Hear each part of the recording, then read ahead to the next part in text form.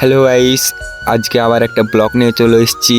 মানে আমাদের মাঠে রাস্তার কাজ হচ্ছে, রাস্তা হচ্ছে, রোলার হচ্ছে। অনেক খুশি লাগছে, রাস্তাটা হচ্ছে মাঠে, অনেক মানুষের উপকার হবে, অনেক উপকার হচ্ছে। মানে কি বলে বোঝাবো, রাস্তাটা অনেক আগে হওয়ার কথা ছিল কিন্তু এবার হচ্ছে, কিন্তু অনেক মানুষের উপকার হচ্ছে।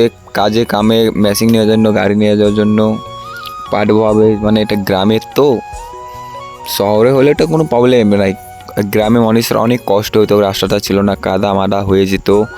দেখুন রাস্তাটা হচ্ছে তো অনেক হয়েছে, মানুষের উপকার হবে।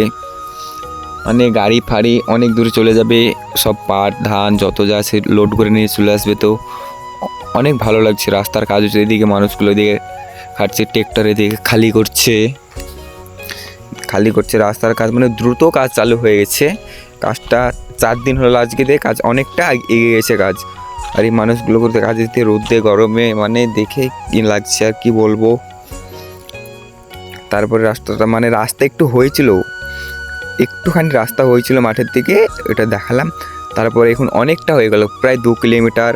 এখানে যে একটা খাদ আছে, মানে মাঠের ধারে খাদটা মানে বাজছে, খুঁটি পুঁতে জানে ধসে মসে না যায়, তার জন্য এটা আমাদের এখানেও রাস্তা হবে, এটাও পুরোটা করে দেবে কাজটা।